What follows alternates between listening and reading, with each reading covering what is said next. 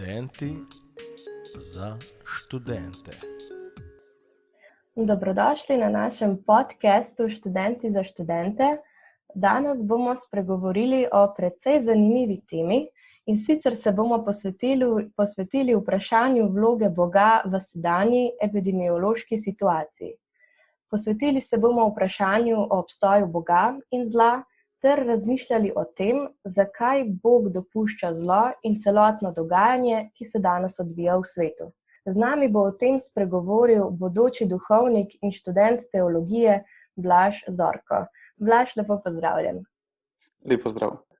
Blaž, ti si pravzaprav študent teologije na Teološki fakulteti in bogoslovec, kar pomeni, da boš po končanem študiju opravljal za marsikoga precej nenavadno delo. Nam lahko poveš še kaj o sebi, morda pa tudi, zakaj si se odločil za duhovniški poklic in kaj je pravzaprav tvoje poslanstvo? Ja, torej, jaz sem bogoslovec, kar pomeni, da se, kot je bilo rečeno, pripravljam na duhovniški poklic. Sem trenutno 3. leto v semenišču, prihajam sicer iz Ljubljane, iz 6-članske družine. Tako bi rekel, da ta želja ali pa nekako prepoznavanje tega klica v duhovništvu meni počasi rasla, nekako dalj časa. Se je razvila tako s neko željo, da bi Boga prenašal v svet in svet Bogu. Nekako pri tem je bilo pomembno moje sodelovanje v župniji, pri oratorijih, ministriranju, pa seveda tudi potem preko osebne molitve, družinske molitve, različnih pogovorov. To se mi zdi pa mogoče še najbolj ključno, in pa to, da pač ta klic ni prišel kar tako naenkrat in v nekem čudežnem dogodku, ampak sem prišel nekako prepoznaval v vsakdanjem življenju, počasi postopoma. Tako kot neko željo, ki je vame vsejana, ki ni samo moja. Tako trenutno je moje poslanstvo v semenišču, vezam to, da študiram, seveda tudi molitev in nekako vsestranska formacija na raznih področjih, od pastoralnega do duhovnega in drugih stvari. V semenišču pa sodelujem pri raznih dejavnostih, kot je recimo oblikovanje naših glasila, medijev, tudi potem različno petje. Izven semenišča sem recimo tudi pri Stični mladih dejaven. Tako čeprav kot svoje poslanstvo duhovnika, potem vidim pa predvsem to oznanjevanje Kristusa, torej pomagati ljudem, da se pustijo najti Kristusu in jim pomagati živeti v tem odnosu z njim, predvsem seveda prek sakramentov in pa seveda tudi služenjem njim. V bistvu imaš res čudovito poslanstvo, zagotovo pa se je v bistvu tudi to in celotno tvoje življenje precej spremenilo v času pandemije. Nam lahko poveš mogoče na kakšen način?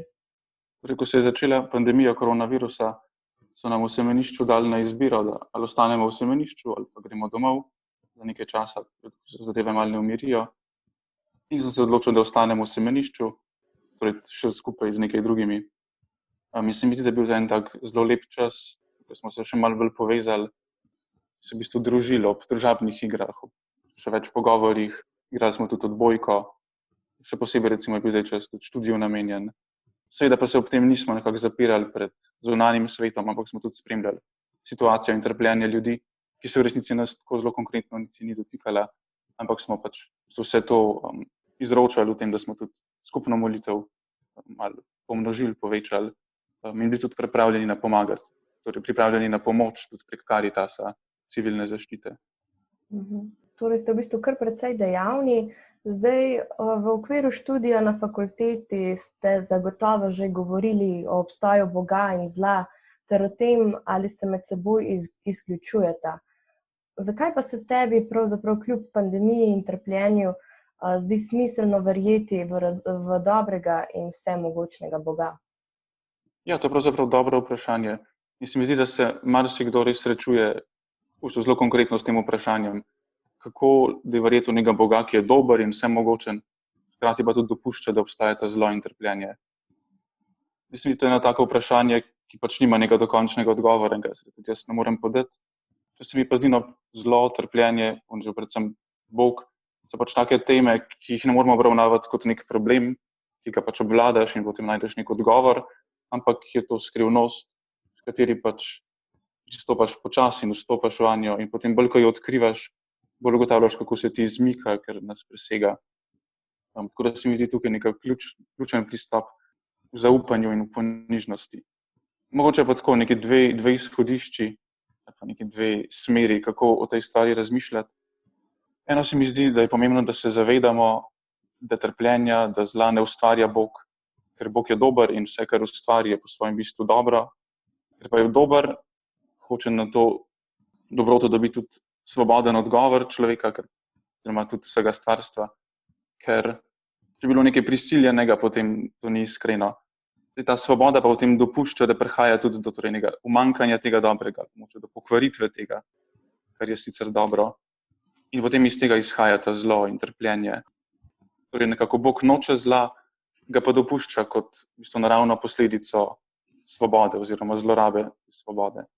Druga stvar se mi pa zdi tudi, da če izpodbijamo obstoj Boga zaradi obstoja zla, je pravzaprav nesmiselno, ker če ni Boga, ki je absolutna dobrota, ne moramo zdaj reči, da je nekaj nasprotno temu, da je odsotnost tega, da je zlo. In v bistvu potem tudi samo zlo izgine in ga ne moramo več kot tako opredeliti.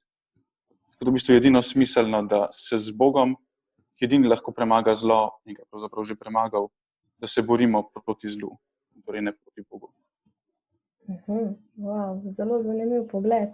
S kakšnim namenom torej tudi sam meniš, da je Bog v bistvu nekako dopustil celotno odvijanje pandemije?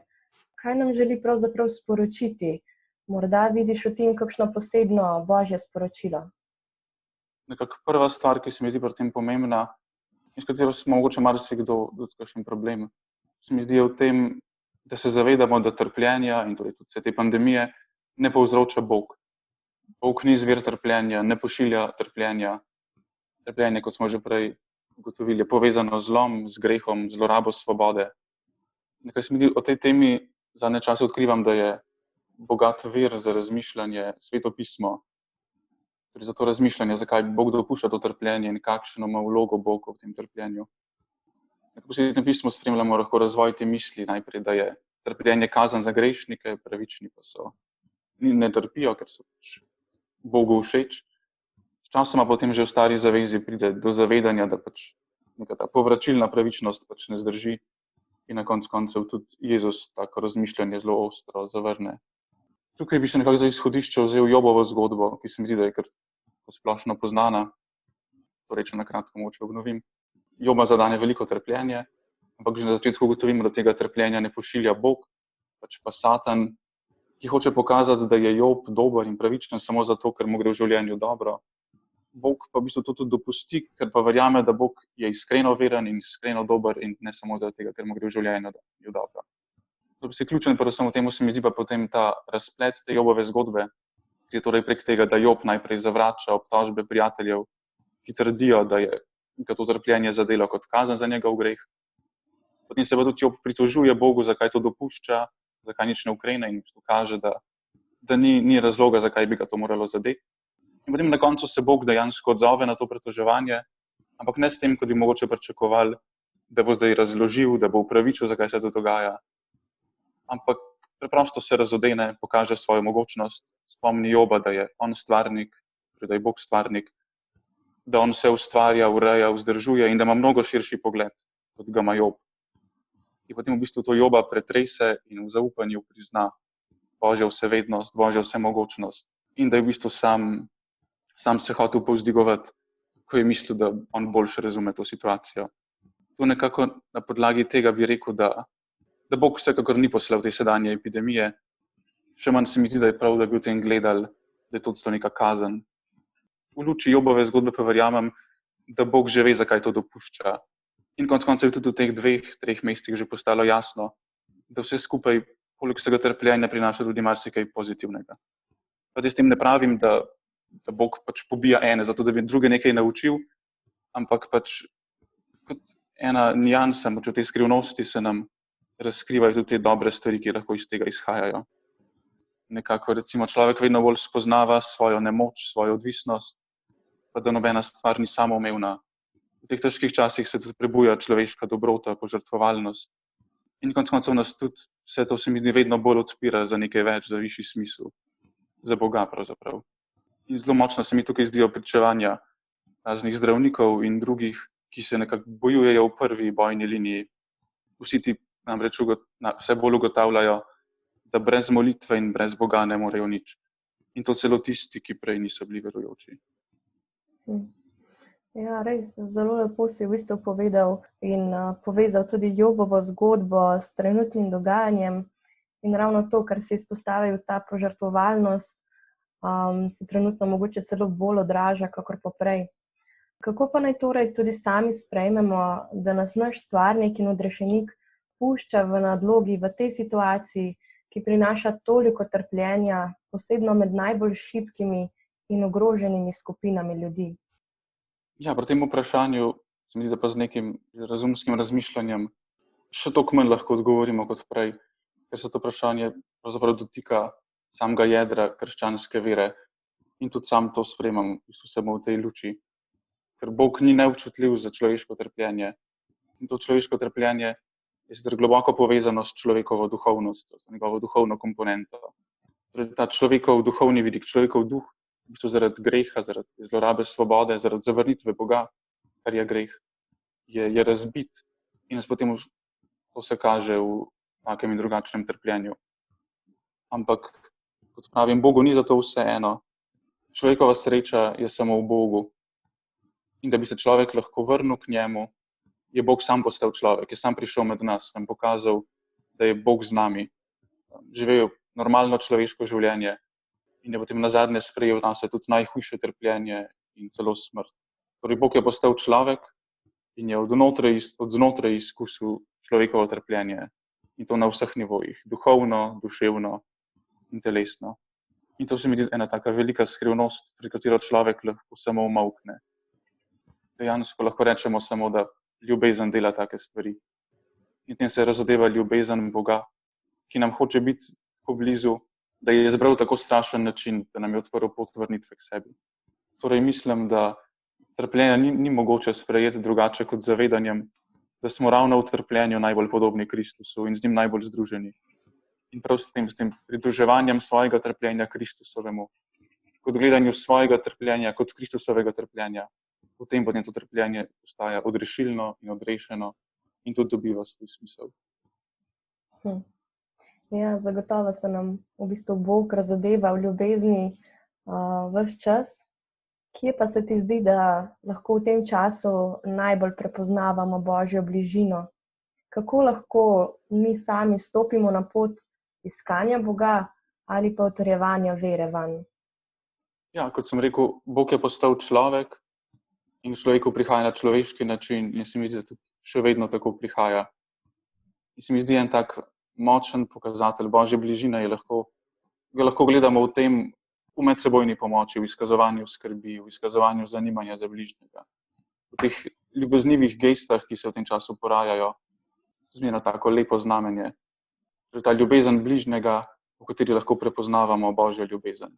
Torej, poleg vseh teh znamen ljubezni se pa Bog razodeva tudi v tihoti in se mi zdi, da ima v resnici ravno v tem času marsikdo več časa, kot ga je imel prej. In mogoče je tudi to neko znamenje Božje bližine, ki hoče, da bi nam hoče prav v teh trenutkih tišine, ki jih imamo zdaj lahko malo več, priti naproti in nas nagovoriti. In v bistvu to dvoje se mi zdi, da lahko hkrati tudi odgovor na to vprašanje, kako naj pa iščemo Boga in utrjujemo vero, ker iskanje Boga in utrjevanje vere mora iti vedno prek izkazovanja ljubezni sočloveku. Torej, da tudi jaz drugemu delam dobro, ker v drugem gledam Boga in mu služim in me to potem tudi pelje v odnos z Bogom samim. Hkrati pa seveda vera ni samo neka aktivnost, samo neke dejavnosti in izkazovanje ljubezni, ampak je, kot sem že prej rekel, tudi se dogaja ta odnos z Bogom tudi v tihoti, v osebni molitvi. In se mi zdi pri tem, torej ključno, da je ta čas, ki nam je podarjen in prek katerega nam Bog po eni strani prihaja naproti, da ga tudi mi zdaj prepoznamo in si vzamemo ta čas tihote in jo uporabimo za odpiranje za Boga. S tem lahko začnemo z nekim preprostim zahvaljevanjem za vse dobro, pa tudi za vse težke stvari. Da se potem to zahvaljevanje tudi časoma prelije v izročanje vsega tega, kar se nam dogaja. Mogoče tako še najbolj pomembno pri tem se mi pa zdi, da se zavedamo, da v resnici nismo mi tisti, ki iščemo Boga, ampak da je Bog tisti, ki išče nas in da se mu mi predvsem moramo pustiti najti. Blaž, res ti hvala za ta izjemno napolnjujoč, res napolnjujoč pogovor. Hvala ti za tvoj pogled, tako z teološke, pa tudi osebne perspektive. In res upam, da bomo lahko vsi lažje razmišljali o Bogu v trenutnih in tudi naslednjih težkih situacijah in v bistvu na nek način tudi lažje iskali Boga, oziroma kot si tudi rekel, ne, se mu bomo lažje pustili najti. Hvala, Blaž. Hvala, vse dobro želim vsem in veliko blagoslova.